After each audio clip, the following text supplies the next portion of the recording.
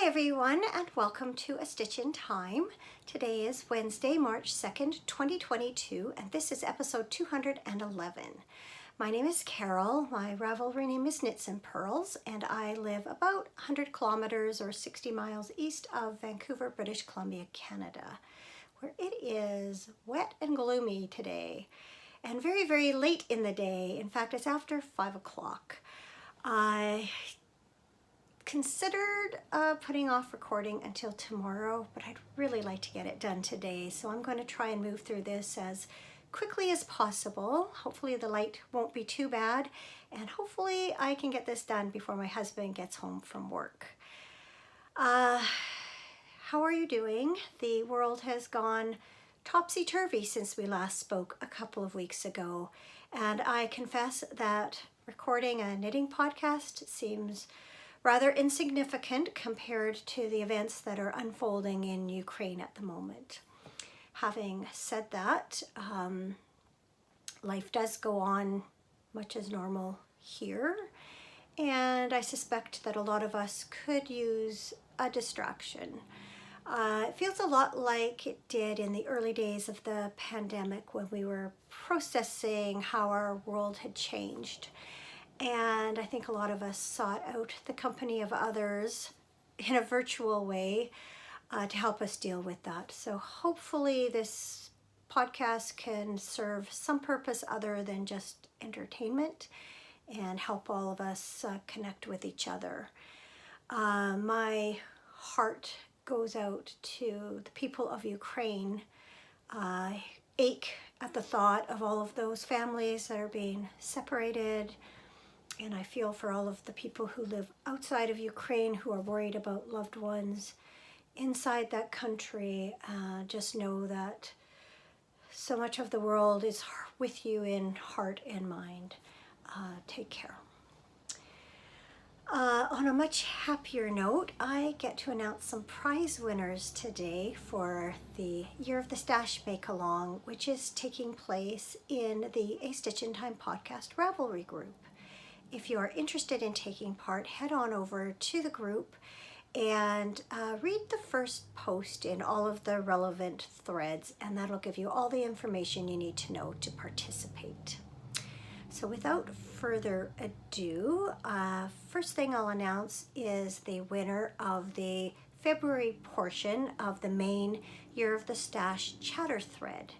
So I used random number generator to pick a number between 286 and 743, and it chose post 444, which was made by ROC Knit. That is Pam from Rochester, New York. So congratulations, Pam. You have won a $30 gift certificate to Fiber Nymph Dye Works, generously donated by Lisa, who is the owner and dyer of that business. What I'll get you to do is send me a private message on Ravelry with your email address, and I will pass that along to Lisa, and she can contact you regarding your prize. The second winner is also going to win a $30 gift certificate from Fiber Nymph Dye Works, and that is the winner of the January portion of the Personal Sock Yarn Club Finished Projects thread. That makes sense? The January winner of the finished projects for the Personal Sock Yarn Club. And I chose between posts 2 and 33, and random number generator generated post number 30, which was made by WTWAW,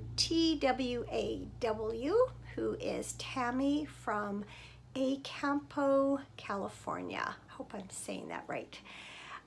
So congratulations to you, Tammy, and I'll also get you to send me your email address via private message on Ravelry. And I just want to say a huge thank you to Lisa of Fiber Nymph Dye Works for her very, very generous prize donations. The January winner of the Personal Sock Yarn Club chatter thread drew from post number 3 to 237, and random number generator chose post 173, who is M's Little Nest, and that is Emma from Wellington, New Zealand. So congratulations, Emma. You have won this project bag that I sewed, and then also Allison, who's AJ Borthwick on Ravelry, donated this cute little macaron case, and I put a couple goodies in there. So one is this really sweet macaron progress keeper, and also I put in some matching stitch markers. So Emma, please send me a private message on Ravelry with your mailing information, and I will get this in the mail as soon as possible. So congratulations, and then thank you again, Allison, for your prize donation too. All right, as far as prizes for the upcoming, or the current, I should say, current make-alongs, I've worked those out. So let me just refer to my notes here. So the winner of the general chatter thread will receive, and this is for March's chatter thread winner, this is a little stitch marker that says, "Hello Spring." You will win that plus up to $20 in US of patterns that are giftable on Ravelry. So you can pick out some patterns that you would like to use up some of your stash with. And then the winner of the February Personal Sock Yarn Club Finish Projects, no, pardon me, make sure I get that right, for the chatter thread for the Personal Sock Yarn Club for February, will win these cute little heart stitch markers, and also $20, up to $20 US in patterns that are giftable on Ravelry. And then the winner of the February, gotta get all sorted out, February Personal Sock Yarn Club Finish Projects winner, feel like I've said that and said it wrong. The February winner of the Finish Projects Personal Sock Yarn Club thread will win one of these bags. It's a little bit different than the one from this month. It has yellow accents instead of turquoise. And then I'm also including this little cute little progress keeper. So I will try and get some photos of these and put them up in the threads if you want to take a look at them. Okay, so I think that's all the kind of administration stuff. So I'm just looking at my notes here. It's time for finished projects. So first up, I do have my own February socks from the Personal Sock Yarn Club that I have finished. These are what I'm calling my Beachcomber socks. They are knit from Crafty Jack's Boutique Tough and Tender base in the Beachcomber colorway. And this is a 60 stitch sock on a 2.25 millimeter needle, 1x1 rib for a change, top down, yarn over short row heel that I usually do, and rounded toe. And I took the yarn from the other end of the ball to do the heels so it wouldn't disrupt the way that the yarn was pooling on the leg. So as I mentioned before, I was initially kind of frustrated with this yarn, wasn't sure I was going to like it. I didn't like the way it was knitting up on the cuffs, kind of pooling into what I thought was kind of unattractive, you know, pools, I guess, of color.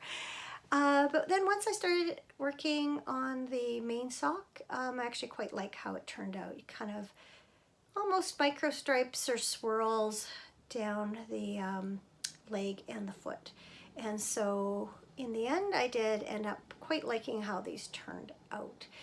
The yarn is a little bit heavier, a little bit of a heavy fingering, which is why I dropped my usual number of stitches and upped my usual needle size. And they feel really soft and cushy, and I can't wait to wear them. So 2 months down, and I've got some new ones I'm going to show you in a little bit that I cast on yesterday.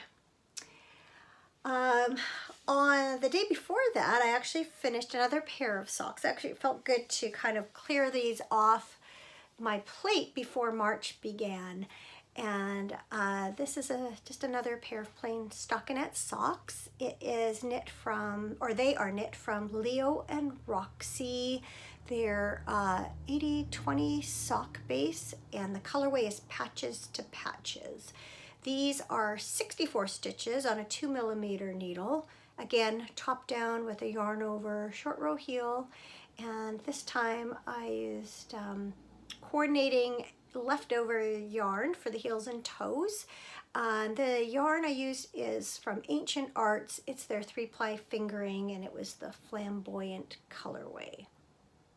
So if you watch for a little while, you'll know that I started one sock that was quite a bit more saturated in color, and I ended up ripping it out because I could see that as I was working my way through the skein of yarn, the yarn was getting less and less saturated, and so I ended up frogging that, beginning them from the other end of the ball, and these match much, much better than my initial attempt did. So that's how they look. Dawned on me I should probably bring these a little bit closer so you get a better look at that yarn. And I'll do the same with the Beachcomber ones. Lots of beautiful colors in there that aren't as noticeable when it's being held back. So yeah, 2 pairs of socks that I finished in February. And I also finished my Ashland sweater. I'll just briefly stand up so you can see it close to the camera. I've found this orange shirt in my closet, which is a little too small to wear without the sweater, but I thought it picked up the orange in the yarn kind of nicely. I still would like to find a purple shirt that matches the purple shade of purple in the sweater, but this will do for now. Just because I'm sitting down and it's kind of hard to see it, I did go ahead and film a little segment a little while ago, which I'm wearing this and talking more about it. So I am going to insert that right here. Here it is, finally, at long last, my completed Ashland.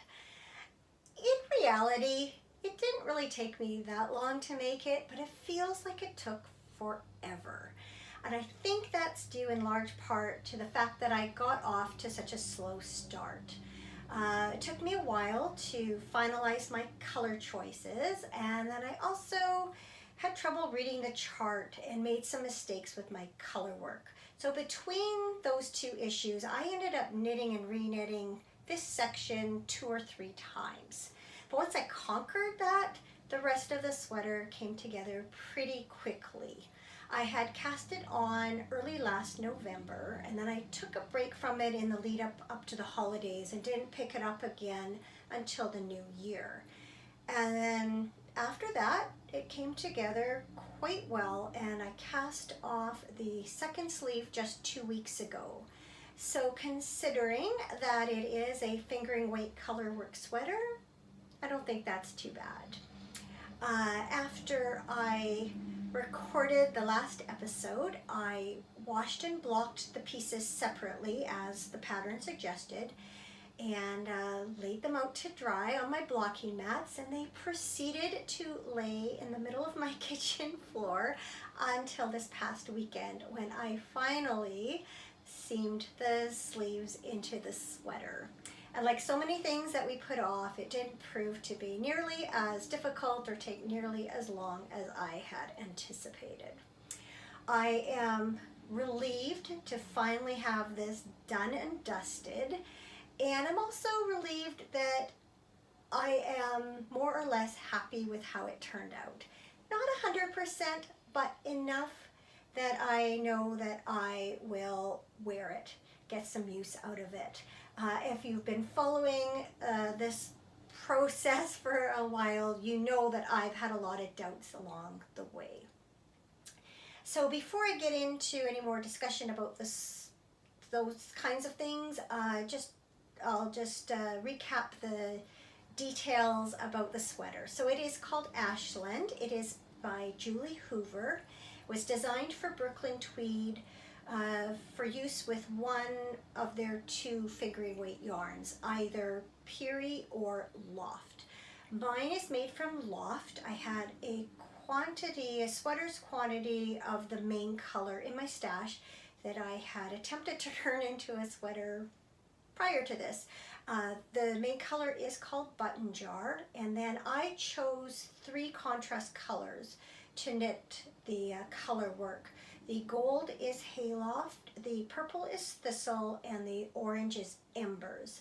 The pattern, however, only calls for 2 contrasting colors. So I'm going to come a bit closer so you can see that color work in more detail. One thing I also did is I reversed the order of some of the colors in these stripes. So for instance, in this stripe, the zigzag was supposed to be in purple and the background in the gold, but it didn't stand up. The purple didn't stand out against the background well enough, and so I reversed the color order. I did the same here. And then here, I chose to just do 1 stitch of purple every so often, and I substituted orange for where the purple was supposed to be.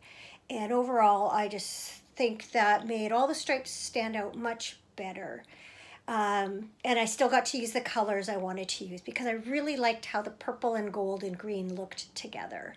I am quite proud of my sewing job here. I think the seam is nice and flat, went in well, and I lined up the patterning really well. So I'm satisfied with that. So yeah, as for the fit, this sweater is supposed to be worn with positive ease. In fact, 4 to 5 inches of positive ease, which is way more than I normally choose for a garment. So I knit the 39-inch size, and I think my bust is usually somewhere between 37 and 38. And it does, has some ease around the bust, but not excessive ease. Here's where most of the ease is. As I've spoken about before, was under the impression that this sweater had more traditional sort of hourglass waist shaping, but in fact it's more of an A-line. And by the time I realized that, I just was not prepared to go back and redo the ribbing, and so I just decided to just knit it as written and hope that I liked it. And I do have to say, now that the sleeves are on and now that I, see it on me, it's all washed and blocked, I think it looks fine. I was concerned that I would just add a lot of weight to me and not look flattering. But to me, it looks like what it is. It's a bit of an oversized, relaxed, comfy sweater. And I definitely can see myself wearing it like this with a pair of jeans, maybe with a collared shirt underneath, or even a mock neck underneath, during the cooler months. I had mentioned a couple of weeks ago, I think, when I was working on the sleeves, that I initially thought they might be too long, and then once I was finished a sleeve and held it up to my arm, I thought, no, it's the right length. Well, it's not. My initial thought was correct, but as I had sort of said back then, the solution is as easy as just turning back a cuff, and that doesn't bother me at all that I have to do that.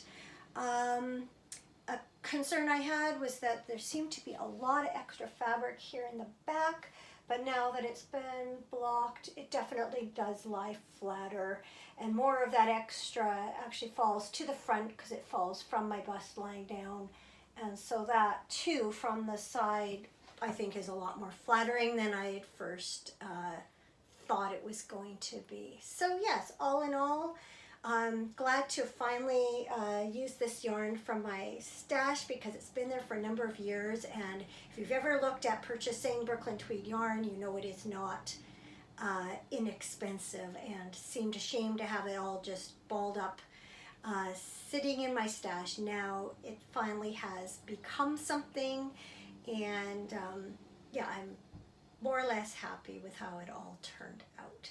So now that I've finished the sweater, I have given myself permission to cast on another, and you will see that shortly. That is it for finished projects. As I mentioned, I've cast on a new pair of socks, and this is for my March edition of the Personal Sock Yarn Club. And it is this colorway from Fiber Nymph Dye Works. So this is the bedazzled base, and the colorway is All That Was Green and Glorious, which, if I remember correctly, is a reference to the Shire in The Hobbit. So I thought this just screamed spring and St. Patrick's Day, and that's why I tucked it aside for my March Personal Sock Yarn Club. I am also going to be participating in Fiber Nymph Dye Works Mio Mel this year. So the Mio in the Mel stands for Make It Your Own, and it's a make-along that's going to take place throughout the year in 4 2-month quarters. And you get to choose what the theme for each of your quarters is going to be, and work your projects around it. So initially I was going to do the 4 seasons, but break them up into spring, summer, fall, winter. But then I decided, because I have quite a few yarns that are either reference a particular season in them, or that are very reminiscent of particular seasons, I decided to just do my theme for the whole year is going to be the 4 seasons. And so as I'll show you in a little while, I have a fall themed project that I'm going to be working on too, but this is my spring themed. So my usual top down 64 stitches on a 2mm needle. Probably can't tell, but I've just started the stockinette. I'm finished the cuff. And then the other one, I actually had done the full cuff, but I ran into the same scenario that I did with my last pair of socks that I just showed you, in which one end seemed to be more heavily dyed than the other. And I know that's a common thing. It's not that it's a fault of the dyer or anything. I think it's just the way sometimes that skeins get dyed. So I decided to just start it again from the other end of the ball, so that again they looked a little bit more similar. So off to a good start with those and enjoying it. I always enjoy casting on a new pair of socks, especially once I get past the ribbing. I love working on them. Okay, I'm just going to move this over here. I've got lots of projects here. Oh, so what I should mention with those socks is I'm going to work them as my usual top-down sock until I get to the heel, and then I'm going to try a new pattern by Sarah Jordan, who is PA Knitwit, and they're called, I'm pronouncing it Sokotoa. I don't know if that's how it is. That's a mnemonic term to remember some trigonometry. So that's where that comes in. But it's a heel that you can work without having to pick up stitches or without having to disrupt the striping sequence on a striping pair of socks. So that's just a black and white photo, but hopefully you can see that. It gives you an idea of what the heel might look like. And the heel can be worked from either the toe up or the top down. So I saw this, she had posted the picture of these socks over on the Fiber Nymph Dye Works Finishing Up Your Whips thread last month, and I thought it would be a good one to give a try, because that's always the dilemma with a self-striping sock yarn is, what do you do with the heel? Sometimes it works out okay. You can do a traditional heel flap and gusset, and you can still, if not maintain the entire striping sequence, it can still look pleasing. But sometimes I like to not break that up, and I often will add a contrasting or complementary heel. But this I thought would just another way of doing things. I wanted to give it a try. So I'm looking forward to that. After I finished my Ashland, I was really ready to cast on another sweater. I wasn't quite in a position to do that right away. And so what I did first is I pulled out this sweater. It's Knit Me Baby One More Time by Mary Annarella, who is Lyrical Knits. And this is a project that was made by a Ravelry user called Judy Knits a Lot. And I liked the way she did the striping. And so I had started this, I think in the fall. And using yarn from All Points North. It is the Sweet Sock base.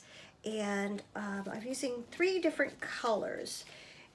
The green is Olive You.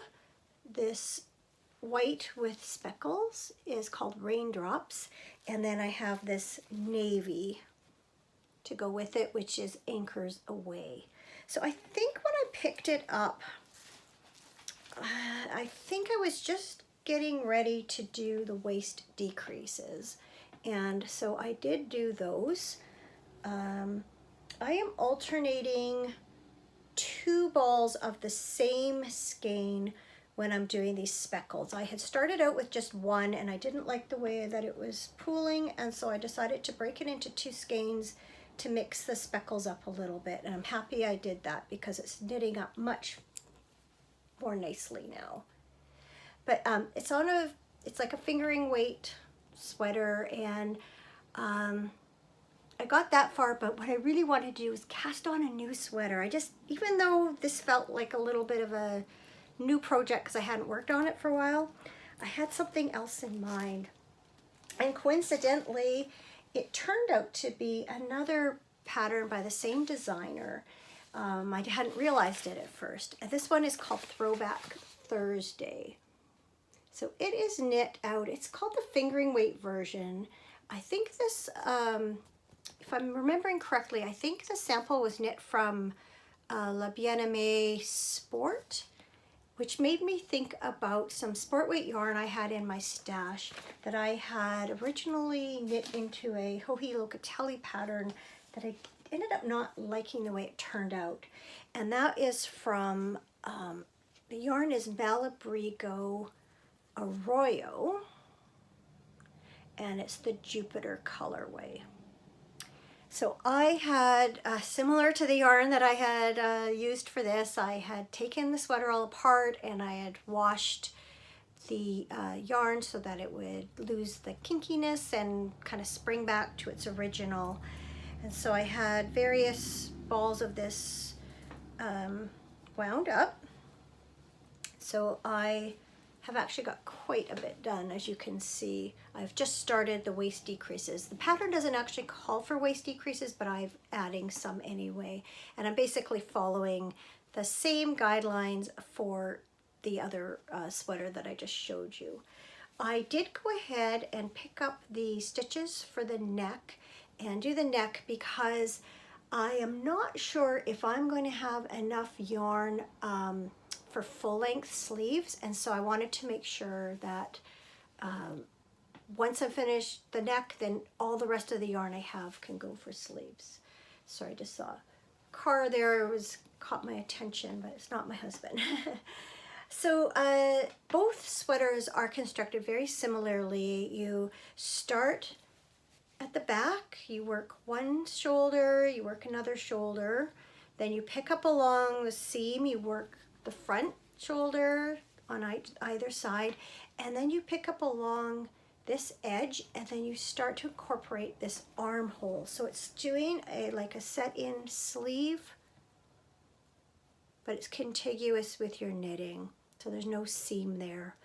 I really like the way it's knitting up. It seems to fit really well. And yeah, the only thing is I really struggled, not with the knitting per se of this neckband, but you do a really cool cast on when you do the front stitches. And it's made so that there is no disruption between your body and your neck band.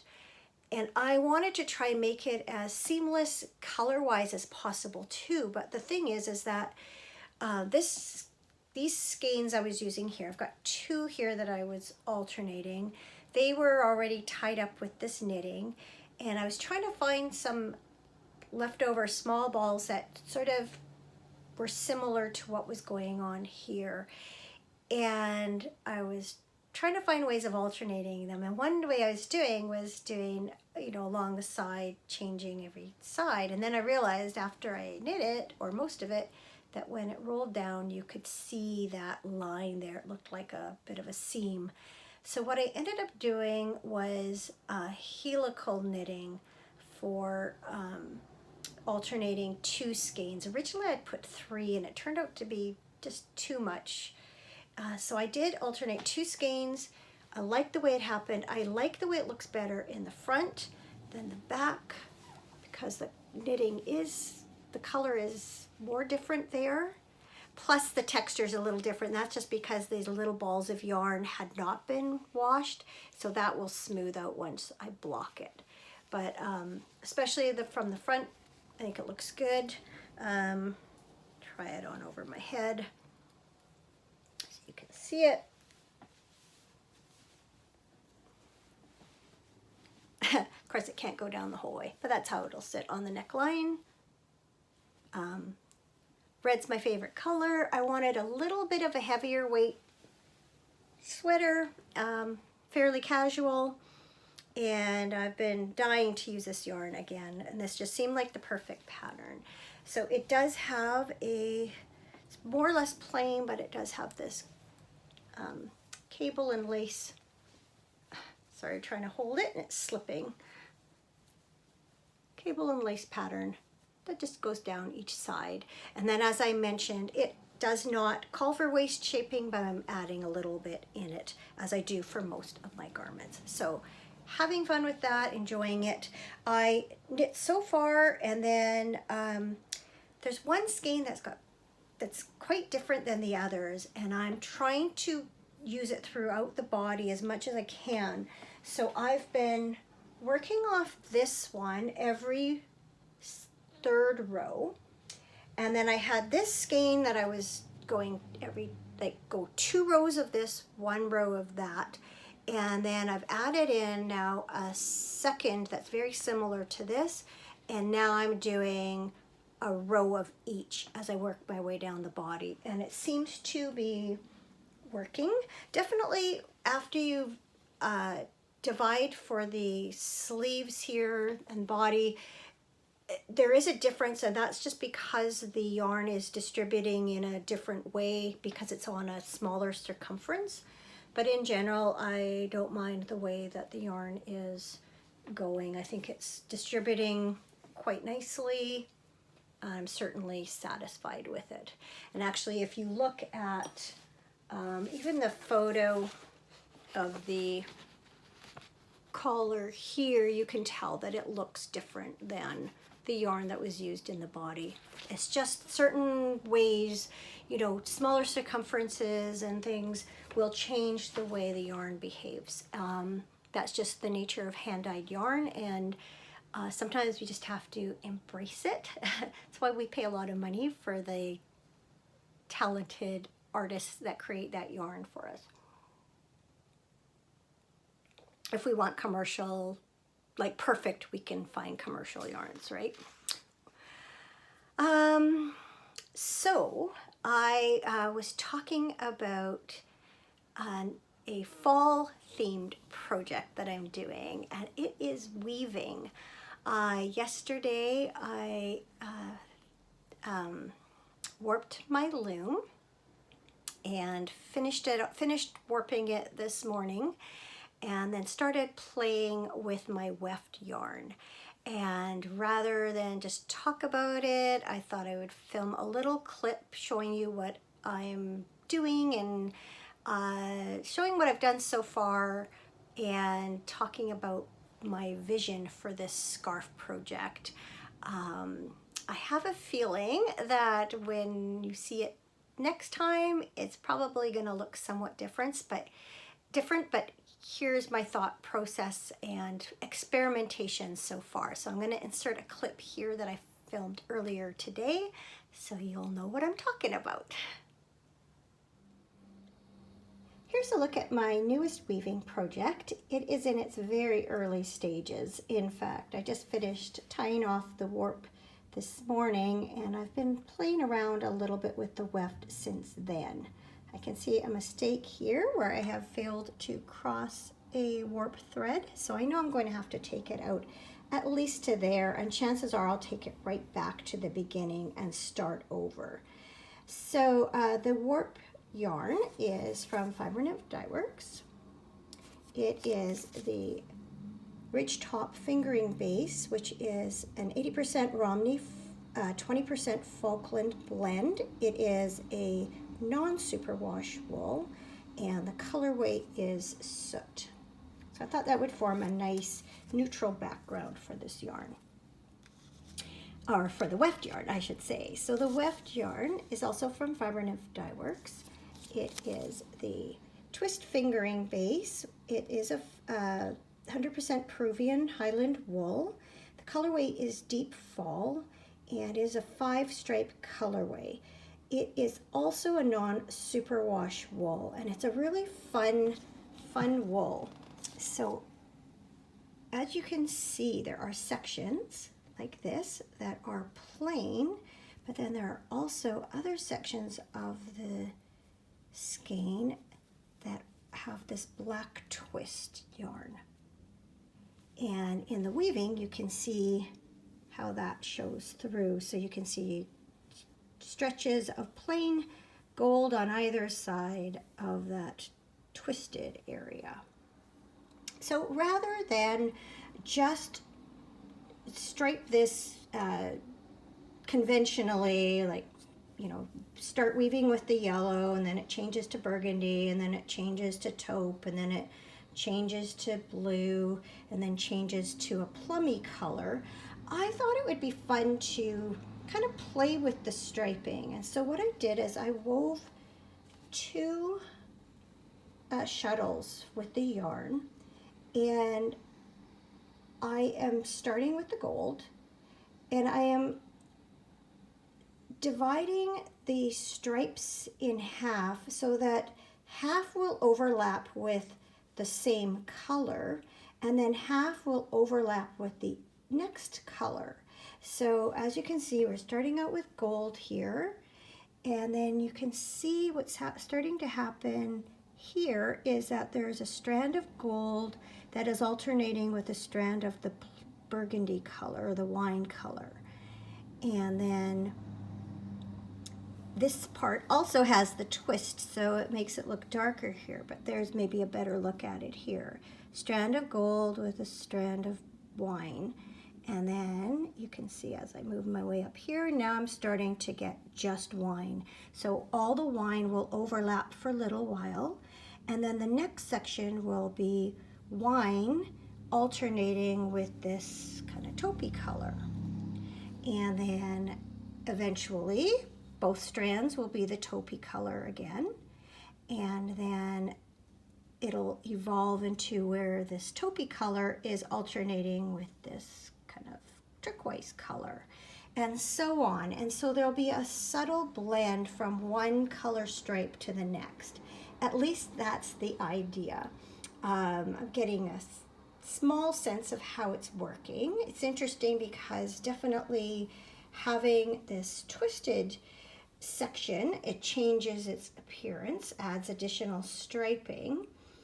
I'm also not sure if this is too subtle, and maybe I would benefit from doing 2 strands of gold, then 2 strands of plum, and then building up to where it's just every strand plum, or like in this case every strand gold. So I do intend to play around with it a little bit. It's going to be a bit tricky to take this back because it's quite, both yarns are quite sticky. I already did have to take a few rows out, and it's a little bit tricky.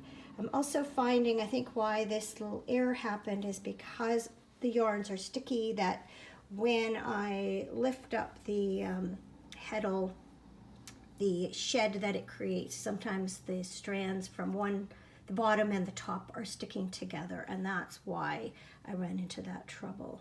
However, the fact that these yarns are sticky may lend themselves to using a wavy shuttle. I got this for Christmas, and I haven't tried it yet, but considering that how well these strands hold in place once they're woven, perhaps this would be a good application for the wavy shuttle. And in addition to creating stripes, I could create wavy stripes. So definitely some playtime ahead for me.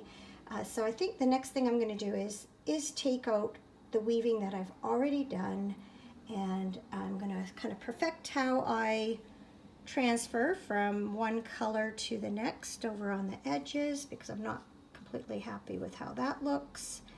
And then also see if I can maybe make some wavy stripes, and I think that would make this scarf super fun.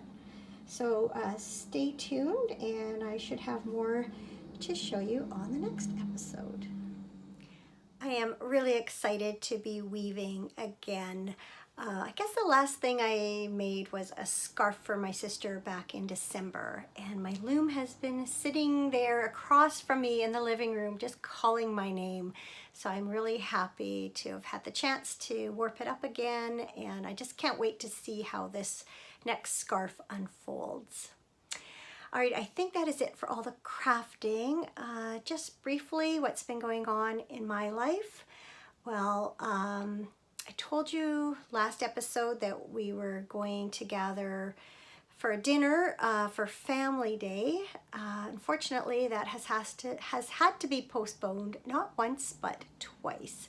The first time because I picked up a stomach bug from our younger granddaughter and spent a few days really under the weather. And then the second time is because our daughter was exposed to COVID at work. And so we just figured better safe than sorry rather than chance her spreading it to the rest of the family. She laid low for the weekend, and so we've rescheduled for this Saturday. So hopefully the third time is a charm. We went a couple of weekends ago. I also mentioned that on Family Day itself, we were going to be going to the Vancouver Canucks hockey game and taking some customers, and then staying in Vancouver overnight. So we did do that. We had a nice dinner with these customers, and then the game was great because the Canucks won, and it was an entertaining game. And then it was also very cool because our daughter texted earlier that day to say that a coworker had given them tickets for the game, she and her husband. And so they were only 11 rows off the ice, and they were sitting kind of kitty corner from us. So once we determined what section and row they were in, we were able to pick them out of a crowd and texted back and forth all game and stuff. So, and then we met up with them briefly afterwards to say hello. So that made the game that much more fun, knowing that they were there enjoying it. And she especially is a big hockey fan, big Canucks fan. So I'm so happy she was able to go to the game. It's not something they normally do. So yeah, we did stay downtown that night. Unfortunately, I tried to really watch what I ate at supper because I hadn't been eating much at all for the past couple of days, and what I did have ended up just not sitting well that night. So unfortunately it wasn't as nice an evening as it could have been. By the next day, I was feeling quite a bit better. Just kind of watched what I had for breakfast and, well, and lunch and dinner. Just took it really easy. But it was very cold and windy down in Vancouver, so it wasn't really ideal for walking around. Normally we might have gone to Stanley Park and walked there or something like that. But instead what we did is decide to drive up to Whistler, which I think is about an hour and a half's drive north of Vancouver. And that's where part of the Olympics were held during the 2010 Olympics. And there are ski hills there, and it's like a resort area.